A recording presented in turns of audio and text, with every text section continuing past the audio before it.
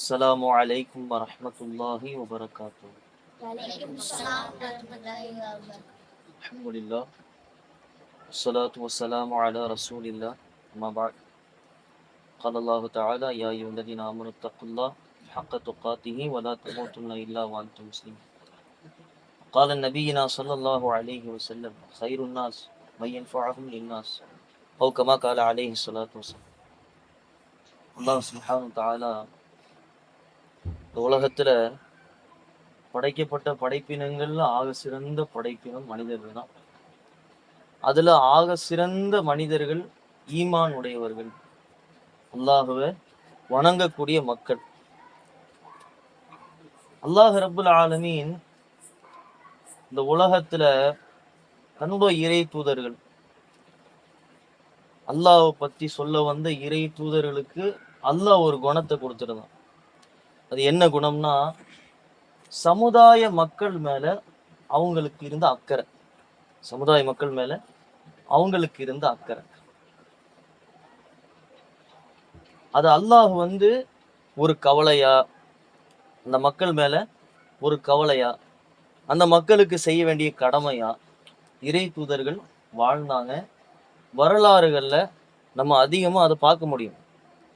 இன்னைக்கு வரைக்கும் நம்மளுடைய முன்னோர்கள் அவங்களுடைய பொருளாதாரத்தை சம்பாதிக்கிற வழியிலையோ அல்லது தன்னோட வாழ்க்கையை மட்டும் பார்த்துக்கணும் அப்படிங்கிற முறையிலையோ அவங்க வாழ்ந்திருந்தா, இன்றைக்கு இருக்கக்கூடிய நம்மளுடைய தலைமுறைகளுடைய சிந்தனையிலே அவங்க வாழ்ந்திருந்தா, நம்ம இருக்கிற மஸ்ஜிதுல இருந்து அல்லது நம்ம அனுபவிக்கக்கூடிய அல்லாஹ்வினுடைய எல்லா சொத்துக்களுமே இன்னைக்கு நம்ம கிட்ட இருந்திருக்க வாய்ப்பு இல்லை, இல்லையா?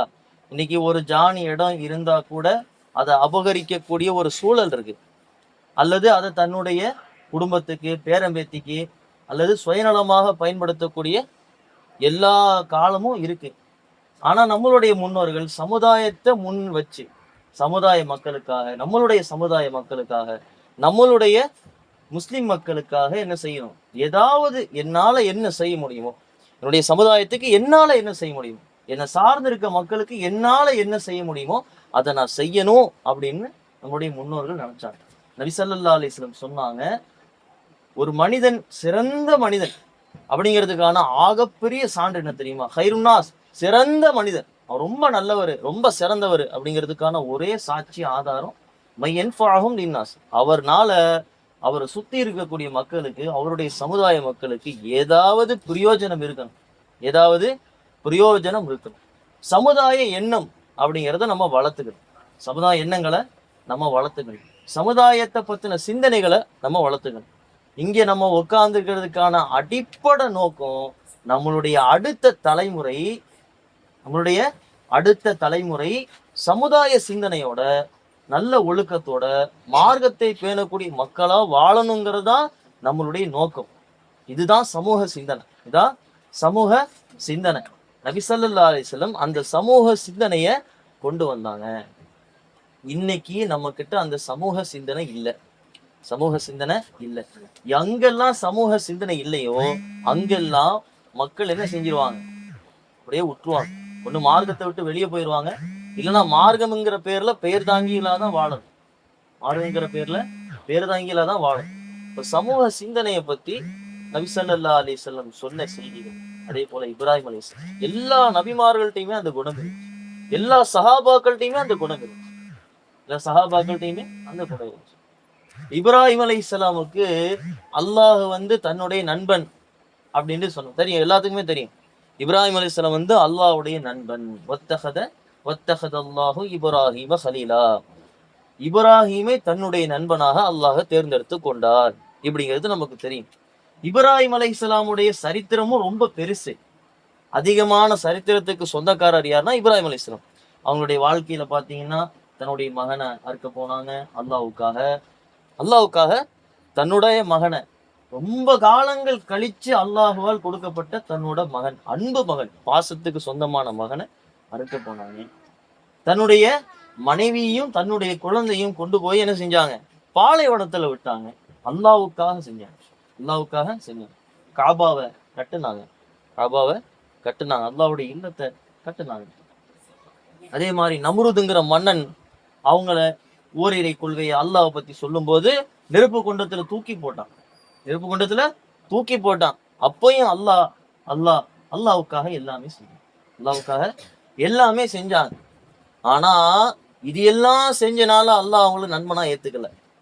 இது எல்லாம் செஞ்சனால அல்லாஹ் அவங்கள நண்பனா ஏத்துக்கல. நம்ம நினைப்போம்ல, இப்ராஹிம் அலைஹிஸ்ஸலாம் இவ்வளவு விஷயம் செஞ்சனாலதான் அல்லாஹ் அவங்கள நண்பனா ஏத்துக்கிட்டான் அப்படின்னு நம்ம சொல்லுவோம்.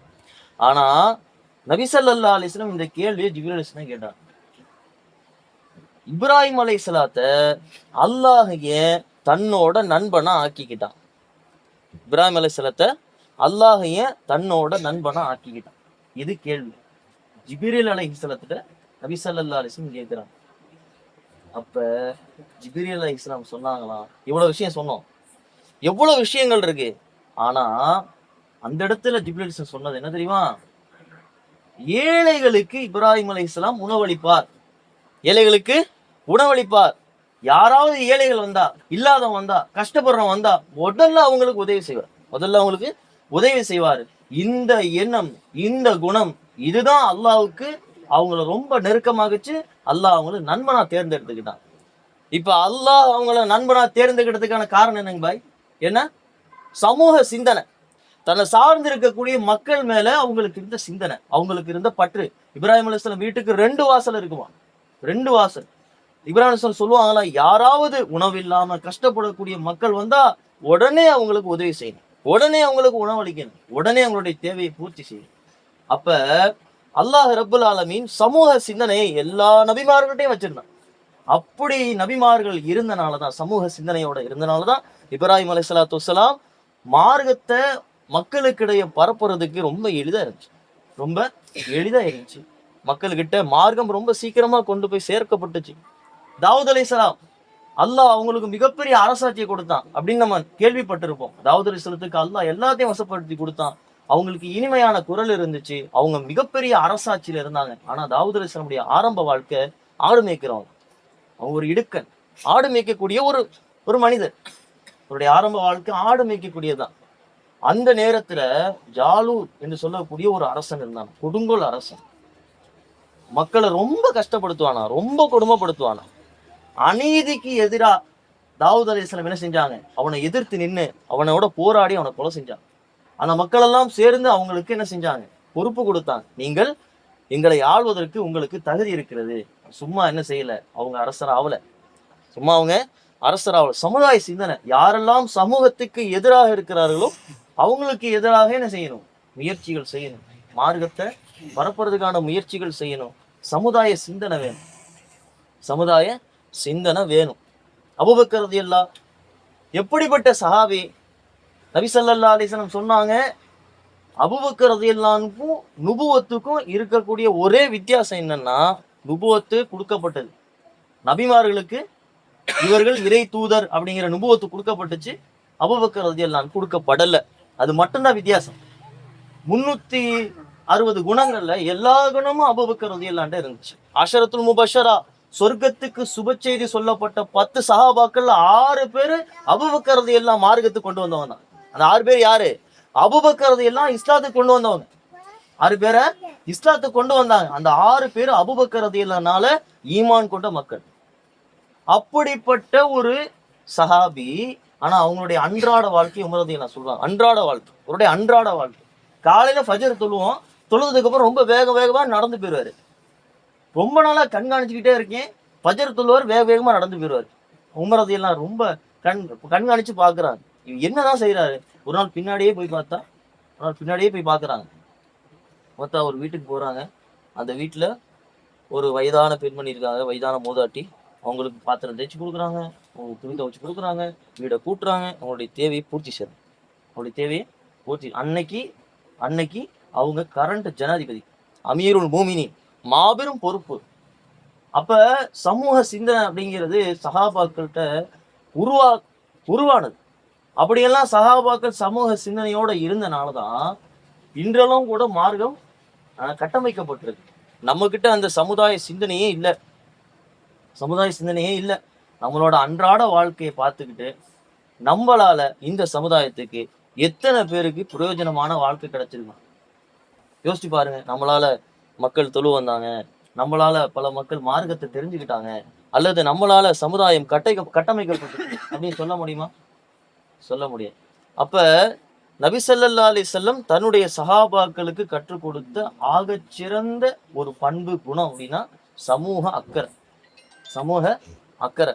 நபி ஸல்லல்லாஹு அலைஹி வஸல்லம் மக்காவுக்கு நுழைஞ்சதுல இருந்து, மார்க்கத்தை பரப்புனதுல இருந்து, ஓரிரை கொள்கையை சொல்றதுல இருந்து, இந்த சமுதாய அக்கறை அப்படிங்கிறது இன்றளவும் பின்பற்றப்படுது.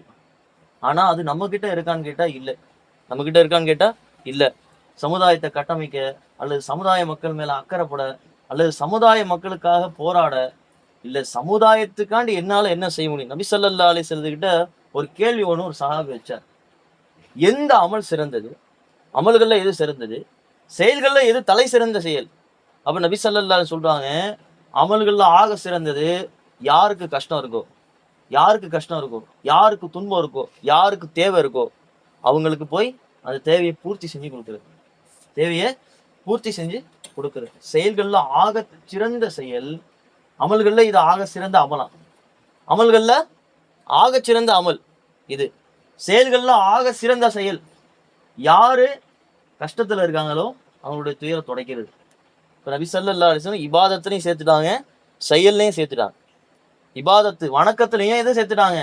பிறருடைய கஷ்டத்தை தீர்க்கறதுல சேர்த்துட்டாங்க. அதே மாதிரி செயல்லையும் தலை சிறந்த செயல் எதை சேர்த்துட்டாங்க? பிற மக்களுக்கு உதவி செய்யறது. அப்ப மார்க்கம் அப்படிங்கிறதே சமூக சிந்தனை தான். மார்க்கம் அப்படிங்கிறது ஏதோ நம்மளோட வாழ்க்கை, நம்மளோட தொழுகை, நம்மளோட இபாதத்து, நம்மளோட வணக்கம், நம்மளோட வாழ்க்கை இப்படின்னே போறது இல்லை. சமுதாயத்தின் மேல அக்கறை இருக்கணும், பிற மனிதன் மேல அக்கறை இருக்கணும். நபிஸா சொன்னாங்க, எந்த ஒரு மனிதன் பிற மனிதனின் கஷ்டத்தில் பங்கெடுத்துக் கொள்வான், தன் சமுதாய மக்கள் மீது உணர்வோடு இருப்பான். சமுதாய மக்கள் மேல உணர்வோடு இருக்கணும். யாரு கஷ்டப்படுறாங்களோ அவங்களுடைய கஷ்டத்துல பங்கெடுத்துக்கணும். அவங்களுடைய கஷ்டத்துல, அவங்களுடைய துன்பத்துல, அவங்களுடைய கடன் ஏதோ ஒரு கஷ்டம், அவருடைய துயரத்துல பங்கு எடுத்துக்கிட்டோம்னா, என்னுடைய பள்ளி மஸ்ஜிதுன் நபவியில ரமலானுடைய மாதத்துல இஅ்திகாஃப் இருப்பதை விட சிறந்ததுன்னு சொன்னார். மஸ்ஜிது நபவியில ரமலானுடைய மாதத்துல இஅ்திகாஃப் இருக்கிறத விட சிறந்தது அப்படின்னு சொன்னாங்க. இதை விட பெரிய இபாதத்தை யாராவது காட்ட முடியுமா? முடியாது. அப்ப இதை நம்ம பொதுவாக நினைச்சுக்குவோம். சமுதாய அக்கறைங்கிறது, சமூக சிந்தனைங்கிறது தேவையில்லாத வேலை, இதெல்லாம் தேவையில்லாத வேலை, இதெல்லாம் தேவையில்லாத பழக்கம், பிற மக்கள்கிட்ட போய் மார்க்கத்தை சொல்ற தேவையில்லாத வேலை. ஒரு வேலை நம்மளுடைய முன்னோர்கள் மட்டும் அப்படி நினைச்சிருந்தா இங்க நின்று பேச முடியாது. அதே மாதிரி பள்ளியில் நின்று தொழுவ முடியாது. பள்ளிவாசலுக்காக இடம் ஒதுக்கப்பட்டிருக்காது. இந்த இடம் அல்லாஹ்வுக்காக பேசுவதற்காக ஒதுக்கப்பட்டிருக்காது. அப்ப முன்னோர்களுடைய சிந்தனை என்னன்னா, சமுதாயத்துக்காக என்னால என்ன செய்ய முடியும், என்னால என்ன பண்ண முடியும், இப்ப நான் என்ன செய்யறேன் என்னுடைய சமுதாயத்துக்காக அப்படிங்கிற சிந்தனையை நம்ம தினந்தோறும் வச்சுக்கணும். தினமும் நம்மளால என்ன செய்ய முடியும் நம்மளுடைய சமுதாயத்துக்கு, ஏதோ ஒரு விஷயம், ஏதோ நம்மளுடைய நண்பனோ, சகோதரனோ, உறவுக்காரனோ, அல்லது சமுதாயத்தில் இருக்கக்கூடிய ஏதோ ஒரு மூலை முடுக்கில் இருக்கக்கூடிய மக்களோ, அவர்களுக்கு என்னால என் சமுதாய மக்களுக்கு என்ன பயனை கொடுக்க முடியுமோ அதை என்ன செய்யணும், கண்டிப்பா கொடுக்கணும். அதனாலதான் நபி ஸல்லல்லாஹு அலைஹி வஸல்லம் சொன்னாங்க, மனிதர்கள்ல ஆகச்சிறந்த மனிதர். அதனாலதான் மார்க்கம் அப்படிங்கிற நபிசா சொன்னாங்கல்ல, ஒரு தந்தை தன் மகனுக்கு கொடுக்கக்கூடிய ஆகப்பெரிய பரிசு, ஆகப்பெரிய செல்வம் எது? கல்விதான். ஆகப்பெரிய செல்வம் கல்விதான். ஆக சிறந்த பரிசு மார்க்கம் தான். அது தெரிஞ்சா அவருக்கு போதும். அவருக்கு சமூக அக்கறை சின்ன வயசுலேருந்தே வரும். சின்ன வயசுல சமூக அக்கறை உருவாக்குறாங்களா இல்லையா? ரோட்ல போறீங்க, கல்லு கிடக்கா எடுத்து போடுங்க, முள்ளு கிடக்கா எடுத்து போடுங்க, பிற மக்களுக்கு பாதையில் துன்பம் தருதா எடுத்து போடுங்க. சமுதாய சிந்தனையை இங்கிருந்து கொண்டு வாங்க, தான் பிள்ளைங்களுக்கு சொல்லி கொடுங்க. நபி ஸல்லல்லாஹு அலைஹி வஸல்லம் சொல்லி கொடுத்தாங்க, தெருவில் போகும்போது கல்லு கிடக்கா முள்ளு கிடக்கா எடுத்து போடணும். பிற மக்களுக்கு எந்த விதமான தீங்கு தரக்கூடிய பொருள் ரோட்ல இருக்கக்கூடாது. சமூக சிந்தனைங்கிறது ஒரு முஸ்லீம், ஒரு மூமின் வளரும் போதே அவனுடைய வாழ்க்கையில் கலந்து. ஆனா நம்ம அதை விட்டு தூரமாயிட்டே இருக்கு. யாராவது சமுதாய சிந்தனையை பத்தி பேசினா, நீங்க பழமைவாதி, பன்மைவாதி, உங்களுக்கு இப்படியெல்லாம் இருந்தா வாழ முடியாது. அது நிறைய பேருக்கு நமக்கு தெரியல. நம்ம வாழ்றதே அப்படியெல்லாம் சமுதாயத்துக்காக பாடுபட்டதுனாலதான் இருக்கு. அப்ப அல்லாஹ் ரப்புல் ஆலமீன் இந்த உலகத்துல யாரையும் வீணா படைக்கல. நம்ம ஹசிபத்தும் உங்களை நான் என்ன செய்யல, வீணா படிக்கவே இல்லை. யாரையுமே வீணா படைக்கல. எல்லாத்துக்கும் பிரயோஜனம் இருக்கு. எல்லாத்துக்கும் பிரயோஜனம் இருக்கு. அப்போ பிரயோஜனமான வாழ்க்கைக்கு சொந்தக்காரர் யாருண்டா சமுதாய சிந்தனையோட வாழக்கூடிய மக்கள் தான். இந்த அடிப்படையில் அல்லாஹ் ரப்புல் ஆலமீன் ஒரு வாழ்க்கை, ஒரே வாழ்க்கை, முஸ்லீமான வாழ்க்கை, மூமினான வாழ்க்கை, ஆகச் சிறந்த வாழ்க்கை யாராலையும் கொடுக்க முடியுமா? அடுத்த பிறவின்னு எதுவும் இருக்குதா? ஒரே வாழ்க்கை தான். 60க்கும் 70க்கும் இடைப்பட்ட வாழ்க்கை. ஆனா ஈமானோட வாழ்க்கை, ஈமானோட வாழ்க்கை. அல்லாஹ் நினைச்சிருந்தா என்னைய ஒரு முஸ்லீம் அல்லாத ஒரு ஆளை படைச்சிருக்கலாம், அல்லது ஈமானை கொடுத்திருக்க அவசியம் இல்லாம இருந்திருக்கலாம். ஆனா அல்லாஹ் வந்து மாபெரும் பாக்கியமா ஈமானை கொடுத்துட்டான். அப்ப இதனுடைய பிரதிபலிப்பை நம்முடைய வாழ்க்கையில எப்பவுமே பிரதிபலிக்கும். வெறுமனே இபாதத்து செய்யறது மட்டும்தான் மார்க்கம் அப்படின்னு நினைக்க கூடாது. அப்படிங்கிறது இல்லை. நபி ஸல்லல்லாஹு அலைஹி வஸல்லம் சொன்னாங்க, சிறந்த சிறந்த செயல் அப்படின்றது மக்களுடைய நலனுக்காக இருக்குது. மக்களுடைய நல்ல அந்த அடிப்படையில் அல்லாஹ் ரப்புல் ஆலமீன் இந்த உலகத்துல நம்மளுக்கு எதுக்காக படைச்சானோ சமூக சிந்தனையோட நம்ம செயலாற்றக்கூடிய பாக்கியத்தை அல்லாஹ் ரப்புல் ஆலமீன் நம் அனைவருக்கும் தந்தல் புரிவானாக என கூறி என்னுடைய உரையை நிறைவு செய்கிறேன். வாஹிரு தஅவானா அல்ஹம்துலில்லாஹி ரப்பில் ஆலமீன். எப்போ ஒருத்தன் தன்னுடைய நலன் கருதாம பிறருடைய நலனை தான் நலனை விட பிறர் நலனை முன்னாடி வைக்கிறானோ, கருதுறானோ, யோசிக்கிறானோ, சிந்திக்கிறானோ, அவன் தான் உயர்ந்த மனிதனா கருதப்படணும். அவன் தான் உசந்த மனிதனா கருதப்படணும். பெருங்கொண்ட அறிவாளிகிட்டே சரி, ஆக சிறந்தவர்கள் அறிவார்ந்தவர்கள்ட்டையும் சரி, படிப்பு கொண்டவங்களையும் சரி, யார்கிட்ட போய் கேட்டாலும் யார் செல்வம் கொண்டவன், யாரு அதிகமா செல்வம் வச்சிருக்கவன், பணக்காரன், நிம்மதியானவன் அப்படின்னு கேட்டோம் அப்படின்னா, கோடி கோடியா பணம் வச்சிருக்கவன் செல்வமா இருக்கானா, நிம்மதியா இருக்கானா? இருக்காது. சரி, பணமே இல்லாம இருக்கானே, அவன் எதுவும் நிம்மதி இல்லாம இருக்கானா, நிம்மதியோட இருக்கானா? பணம் இருக்கிறவன் நிம்மதியே இல்லாம இருக்கிறான். பணம் இல்லாதவனும் நிம்மதியே இல்லாம இருக்கிறான். பணமும் இல்லாதவனும் நிம்மதியே இல்லாதவன். அப்ப யார் தான் நிம்மதியா இருப்பான்? யார் தான் இந்த உலகத்துல நிம்மதியா இருக்கும் அப்படின்னா, எப்ப பிறரை பத்தி யோசிக்கிறானோ அந்த சிந்தனை தாட் இருக்குல்ல, அந்த எண்ணம் இருக்குல்ல, அந்த எண்ணம் உள்ளவங்க தான் நிம்மதியாகவே இருப்பாங்க. ஏன்னா தான் எனக்கு வேணும், என்ன என் குடும்பத்துக்கு வேணும், எனக்கு வேணும் அப்படின்னு நினைக்கிறவன் தோல்வியை தான் விட்டுருவான், தோல்வி தான் அடைவான். அவனால் அதை பூர்த்தியே செய்ய முடியாது. சைக்கிள் வேணும்னு ஆசைப்படுவான், கொஞ்சம் பெருசானதும் பைக் வேணும்னு ஆசைப்படுவான், கொஞ்சம் பெருசானதும் கார் வேணும்னு ஆசைப்படுவான். இன்னும் செல்வம் வந்துருச்சு அப்படின்னா 2-3 கார் வேணும்னு ஆசைப்படுவான். தனக்கு பின்னாடி ஒரு கூட்டம் வேணும்னு கொண்டு போய் சீர்கேட்டில் முடிச்சிடும். அவன் வாழ்க்கையை நிசப்தம் தான் இருந்தது. பிறருக்குங்கும் போது அவங்க ஒரு பசிக்குதுன்னு ஒரு ஆள் வரும்போது என்ன பண்ணுவான், இவன்கிட்ட இருக்கிற சாப்பாடை கொடுத்துருவான், இவன் பட்னியாக தான் இருப்பான். ஆனால் சாப்பிட்ட நிம்மதியை விட அவங்க சாப்பிட்றத பார்த்த பிறகு இவன் ஒரு மகிழ்ச்சி அடைவான் பாரு. அது அவன் சாப்பிட்ருந்ததாலும் சரி, ஆக சிறந்த உணவு ஒன்று இருந்தாலும் சரி, அந்த சந்தோஷம் அவனுக்கு கிடைச்சிருக்காது. ஆனால் அது ஒரு வஸ்து மாதிரி. அது மாதிரி தான் பிறர் நலன் கருதக்கூடியது. இந்த பண்பு யார்கிட்ட இருக்கணும் அப்படின்னா, முஸ்லீம்கிட்ட இருக்கும், மூமின்கள்கிட்ட இருக்கும். மாற்று மதத்தார்கிட்ட இருக்குதோ இல்லையோ அது இரண்டாவது பட்சம். ஆனால் மூமினா இருக்கக்கூடிய நம்மள்கிட்ட இருந்தே ஆகும். அந்த சின்ன சின்ன செயல்களை நம்மள்கிட்ட இருக்கும். ஒரு பொருள் இருக்கும், நம்ம கூட நண்பர்கள்ட்ட இல்லாமல் இருக்கும். அந்த பொருளை அவன்கிட்ட கொடுத்து நம்ம அதை அவன் சந்தோஷம் அடையிறத பார்த்து நம்ம சந்தோஷப்படும். இந்த மாதிரி சின்ன சின்ன பண்புகளை வளர்த்து அஜரத்து சொல்ல வந்த நோக்கம் இருக்கும். கஃபரா Shakeel Subhanallahi wa bihamdihi subhanakallahumma wa bihamdiha wa nashkuru alla ilaha illa anta astaghfiruka wa natubu ilayk. Subhana rabbika rabbil izzati amma yasifun wassalamu ala mursalin walhamdulillahi rabbil alamin.